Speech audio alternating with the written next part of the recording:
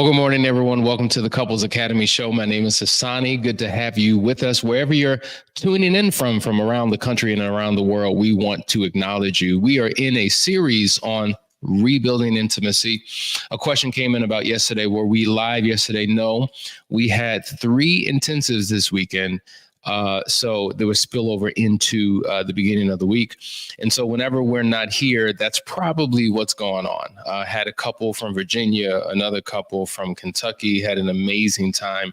And so they were on the verge of divorce, ready to call it quits, wasn't sure what they were going to do, and decided to come for the weekend to really make a significant impact on their marriage. They've also joined the Moving Forward program. So welcome all of the new members of the Moving Forward program. We welcome you. You're about to join a community that's going to change and transform your life. Really quickly, last chance weekends for the summer, June 7th through the 9th, July the 12th through the 14th, and August the 9th through the 11th. Make sure you sign up for that. All right, we're talking today about the 11 causes of intimacy breakdown. Now, affair or no affair, in any relationship, when you've been with someone long enough, there's so many potential things that can happen that can sever the connection, that can put a strain on the closeness and the intimacy that a couple has. And as we said in part 1, there's a very high percentage of people who go to counseling and their number one complaint is the lack of intimacy. And so I thought it would be wise to kind of walk you through a journey to show you what is common for most couples that causes this intimacy breakdown. If you are yet still intimate and close to your spouse, then you should be watching these to figure out what to avoid. But if you have experienced a breach or a break in your intimacy and you are not sure why, well, we're going to dive into these particular reasons, the 11. Okay, so as we say, there's 5 things that most couples struggle with, right? We know that it's sex, communication, finances, parenting, and in-laws. Those are the big 5. But the number one would happen to be communication issues. That's right, communication issues. Many of us struggle to communicate, particularly with our spouse. And so when we're talking about communication issues, really it's our lack of open communication. We have different communication styles that we've come into the relationship with. And maybe at first things worked, things were easy and smooth. But over the course of time, when we're no longer trying to impress each other, we settle into our normal ways of communicating and dealing with conflict. And because we haven't been taught as a couple how to navigate through challenging times, a lot of times there's a breach in the way in which we communicate. And so what happens is there's this book called The 7 Levels of Intimacy, and it talks about how you go from what we call cliche relationships all the way down to meeting each other's legitimate needs. This can only be done when you engage in intimacy. And so it requires sharing thoughts. And a lot of times couples who are in relationships don't feel comfortable, don't feel safe opening up their heart, opening up their mind, and sharing what's truly on their mind, what their thoughts are. Many people really struggle with sharing their feelings based upon what they've observed in their household and seen between mom and dad, or experienced in previous relationships, or based upon assumptions of how men are supposed to be, or women are supposed to be. All of these contributing factors sometimes influence a person's unwillingness to really share their feelings and to express their true needs. Maybe there have been some situations in the relationship that didn't go so well, some disappointments and frustrations. And so because of past failures, we anticipate future failures and already walk in making assumptions of what won't work, already concluding what our spouse will be willing to and not willing to do. And so it shuts us down. It shuts us down. And so now we're having these internal conversations with ourselves, these narratives and these stories that we're telling ourselves as to why it's not safe or not good or not worth opening up our heart and mind and sharing our thoughts, feelings, and our needs. And so as a result of that, miscommunication is the result of misunderstanding. See, I thought I knew. I assumed I knew. We didn't talk about it, but I made an assumption. And so now I show up in the relationship and I react or respond or act in such a ways based upon interpretations and subjective perspectives that I've had about you. But really, it was all a misunderstanding. I assumed certain things about your motive, your intent, about what you said and about what you did. But because we didn't take time to create a safe environment to communicate through issues, it caused a rift. And this is typically what happens.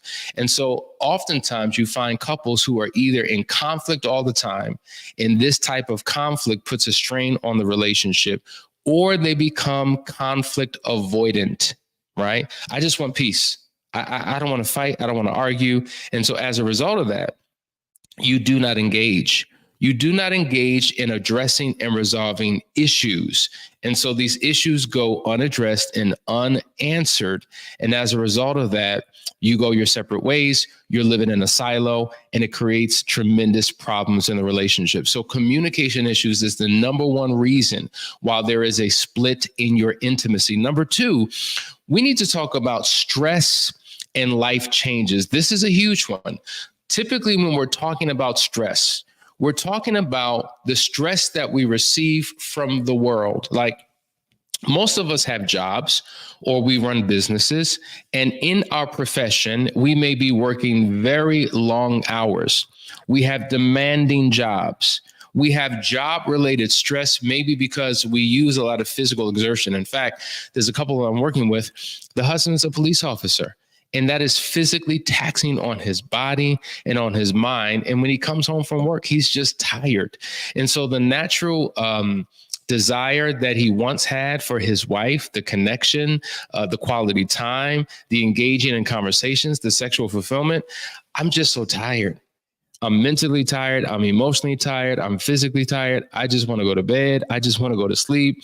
And so what happens is because they're not operating in their best state because of stress, it has an impact on the relationship. And so what happens is the spouse feels rejected. They feel abandoned. They feel as if you just don't care because we're not giving each other the time and the energy that we once have. And let me tell you something, the number one secret culprit that really impacts relationships is time, the lack of time. Before you said I do, you spent a tremendous amount of time together. But because of the fact that you're now married and you're living life together, many things are demanding and weigh upon your time. And the more time you dedicate to other things, the less time you have for your spouse. And so there's been a shrinkage of quality time in relationships, which has caused an emotional shutdown and a wall that has erected. But in addition to work-related issues and the stress associated with that, oftentimes we see that there are life changes that take place. Now, interestingly enough, when we're talking about an affair, there are many contributing factors to an affair. One of them will be life changes. Now, we're not talking about affairs necessarily in this conversation. We're talking about rebuilding intimacy after an affair, right? That's what we're talking about. And we're talking about the 11 things that cause the intimacy breakdown. And so life events such as the birth of a child, think about this. When you are having a child, there's a lot of focus, time, and attention on the mother, making sure that she's in a healthy place. There are doctor visits. Then it gets to a place where it's very uncomfortable. It's not conducive to, say, engage in intimacy, physical intimacy, right? So that there's a pause on that because the mother-to-be is going through. Not a lot of time is necessarily spent working on the relationship or spending quality time together because she's going through her own experiences.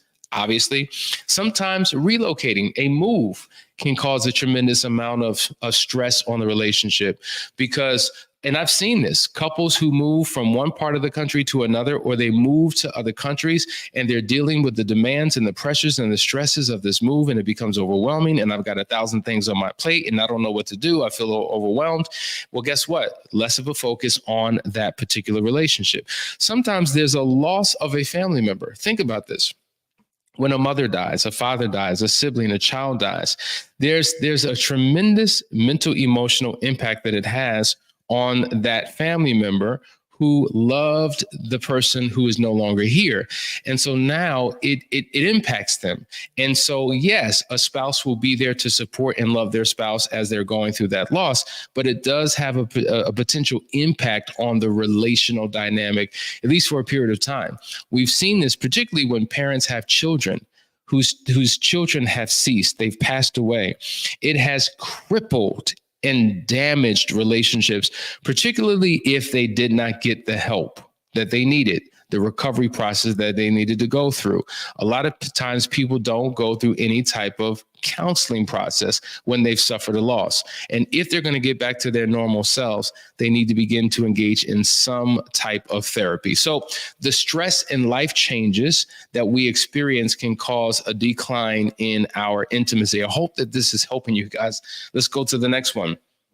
Emotional and mental health. Emotional and mental health. This is a big one. So a lot of times people are struggling with all types of anxiety and depression. And interestingly enough, this mental emotional struggle probably existed before I do. It may not have been seen. It may not have been felt to the degree that it is now, but in most cases, it was there prior to. And my stress and my anxiety and my depression really shapes how I interpret, how I show up in life, how I react and respond, how I manage crisis, stress, and pain. And if I have not successfully managed it well, when I experience any type of challenge within my relationship, I may not be able to manage that well. And so oftentimes it may lead to possibly my withdrawal. I just don't want to be bothered. I don't want to be near anybody. I need to be alone. And I just withdraw, because withdrawing is safe for me, because I'm not exposed to the world, dealing with the pressures of the world. So if I'm going to deal with my own stuff, I rather deal with it alone. There's ultimately a decrease in intimacy. Okay. When a person's dealing with stress and anxiety and mental and emotional health issues, there's a disconnect emotionally. You know what? I'm dealing with my own emotions right now, and my emotions are so uncontrollable. I don't have the mental or emotional capacity to deal with you. There may be some unresolved traumas in one's past that they've never dealt with. And so it bleeds and spills into the relationship, and their inability to manage those things causes more conflict in the relationship, which is a breakdown of the intimacy. I hope this is helping. Let's go to one more. Physical health issues. This is a big one. This is really a big one. When we're talking about physical health issues, we're talking about potentially chronic illness. Now, a couple's sexual health is predicated on what? Their physical health. If you are generally healthy in your body, then you will be sexually healthy in your body. But if you're going through challenges physically in your normal health, it will spill into your sexual health. And we see that many people experience sexual desire issues, physical attraction issues, because that individual in that relationship may be going through some physical challenges and aren't at their best. So they don't feel at their best. They don't have the level of confidence. They don't have the energy. They don't have the willingness. And so there's a shutdown in that particular area. And then also the amount of fatigue. See, when you are sick, you just don't feel good. It's tiring. The energy is not there. And so you don't have the mental, emotional, or in this case, physical capacity to do the necessary things to show up for your spouse in the way that you should show up. So it causes a breakdown of your intimacy. Are you getting something out of this? Is this helping? Listen, we're going to go to a quick commercial break. We'll be right back after this commercial. Stay tuned.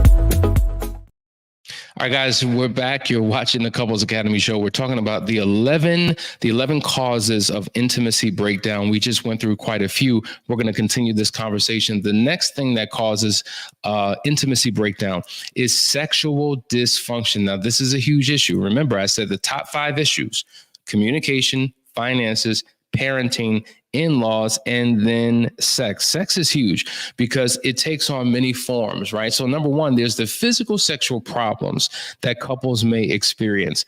Issues such as, how about erectile dysfunction, ED? Interestingly enough, because of a man's struggle to perform, it creates a insecurity in that man, right? So now there may be performance anxiety. Oftentimes, the last thing that I want to do is let my spouse down. My desire is to please my spouse. My desire is to have my spouse yearning and craving and desiring me. And if I feel that I cannot do that, I retract. I don't engage at all.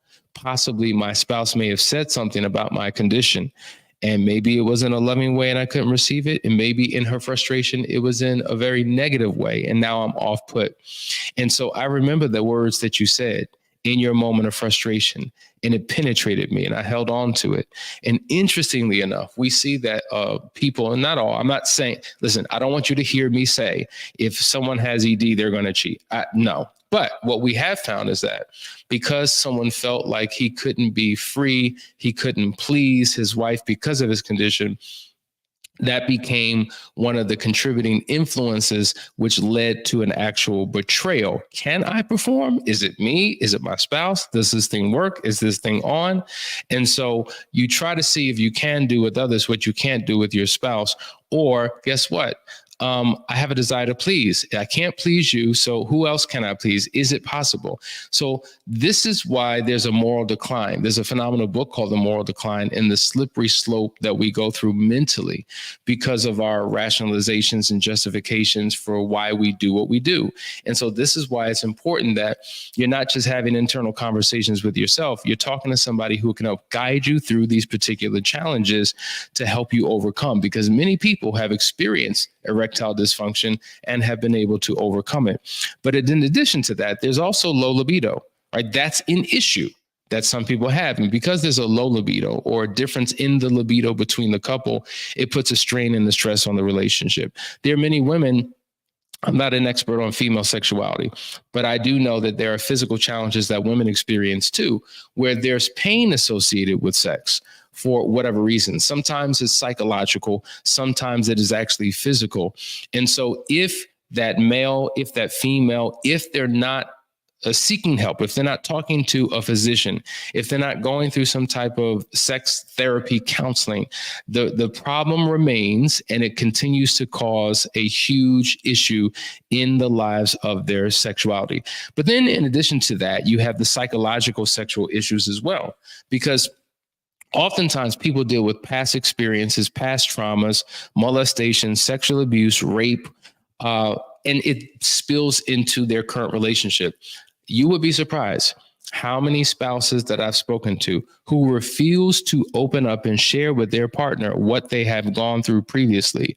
So there's this anxiety, this frigidness, there's this aversion to engaging in intimacy.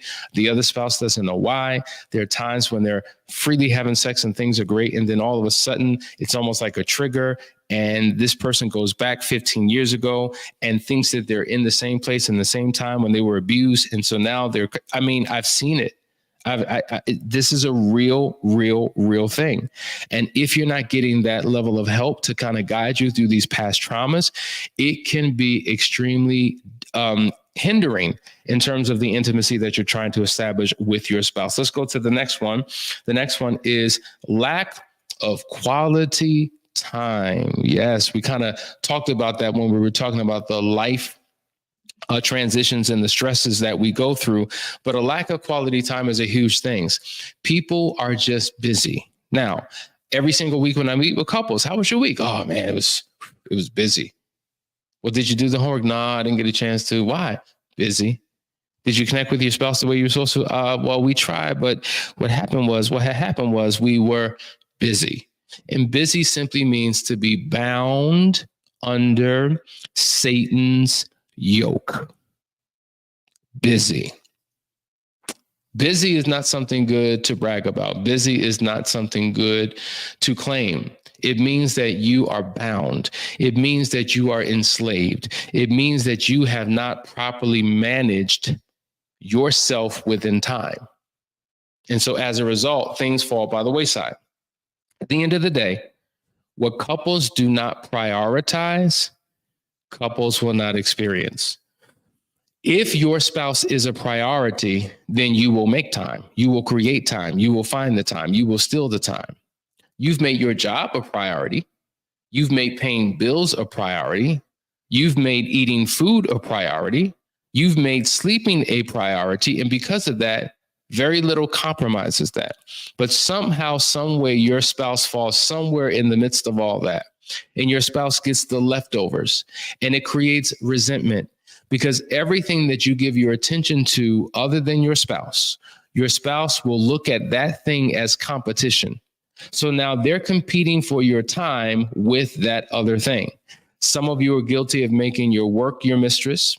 Some of you are guilty of making your friends your mistress. Some of you are guilty of making your video games and your extracurricular your mistress. Maybe you're serving and volunteering. Maybe you're coaching a children's baseball or football or basketball team. Whatever it is, if it's competing for time, if it's taking time away, if your focus is on something other than, that becomes the thing that your spouse begins to despise and hate, because you can give all your energy, all your time, all your effort, all of it, like your excitement, your enthusiasm. You give your best to everyone else, and I get your worst. You give them the most, I get the least. And so that has an impact. That creates bitterness and resentment. And so what happens is it shifts the dynamic in the relationship and leads to more problems. And so you need to spend time together.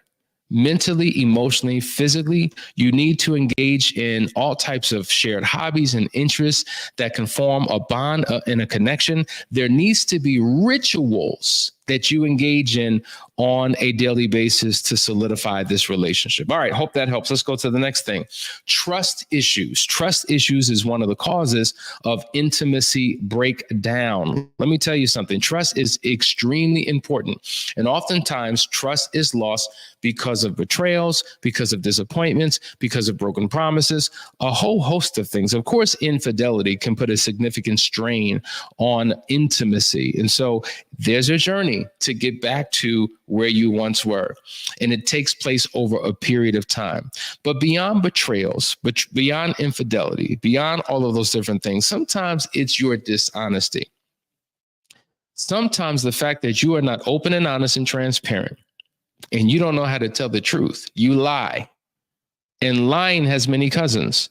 Either you flat out lie, or this the omission of truth, or you give a false impression, right? Or you're holding on to a secret, or listen, I'm going to tell you what you ask. If you don't ask, I'm not going to tell. Like, you're lying. Okay. And because of your dishonesty, it impacts my ability to trust you, even when you make decisions on your own, independent of me. Sometimes I can't trust your thinking. I can't trust that you have the best interest for me in this family. I can't trust you. And a lack of trust significantly will enhance the walls being built up, the distance being established. And you know what? I feel like I'm on my own. So now it becomes an opportunity for people to engage in self-preservation and self-protection within the confines of their relationship. So there's no longer where they're relying on their partner because they feel like they have to do it all by themselves. This is a huge problem. Trust is huge, and it is a foundational pillar for a long-lasting, mutually beneficial, healthy relationship. Let's go to the next. Emotional distance. Emotional distance is huge in relationships, and we got to talk about it. A lot of times when you've been together for so long, you feel like, you know what, we're just growing apart.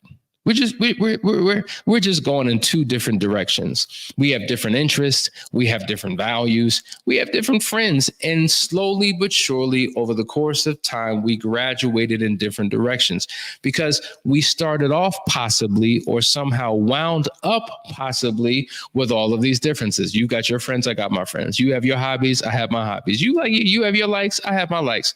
And we're just two individuals operating in this thing called a marriage. But there's no oneness. We have individual ones, but no oneness in the relationship, no togetherness in the relationship. You know what? Your form of music, what you like, your entertainment is different. I'm not into that. The type of TV shows I like, you know what? I'm not into that. You do you, I'm gonna do me. You go in the living room, I'm gonna go in the bedroom. We'll see each other at the end of the night. At the end of the night, there's really nothing to talk about. We go to bed. You see what I'm saying? So there are challenges that have caused a strain and have caused this separation within the confines of this marriage, and we just grow apart. And then another part of this emotional distance that we experience is that there's a lack of vulnerability. There's a lack of vulnerability where we're not willing to open up and be vulnerable about what's really going on in our hearts and minds. And it talks about something we spoke about earlier, the inability to communicate. Because if I'm not communicating my issues. I'm not communicating my concerns. I'm tight-lipped. I keep it to myself. And so what happens over the course of time, things get progressively worse. So these are some of the things that you need to consider. Listen, I think that's enough for today. I've given you something to chew on. What I want you to do, I want you to sit down with your spouse. I want you to go through this video together. I want you to begin to have conversations. Pause the video as you do it. See, this is what we do for all of our members in the Moving Forward program. I'm giving you an insight into what we do. There's a whole lot more that we do, but this is something that you can begin to do. If you're not getting counseling, use this as a starting point to engage in healthy conversations that can help transition you into a better place within your relationship. If you can identify the very things that have broken down the intimacy, now you can reverse engineer and come up with a plan or a course of action that could begin to turn things around. So listen, tune in tomorrow as we do part 2 of this particular topic, the 11 causes of intimacy breakdown. Love you guys. See you in the morning. Take care.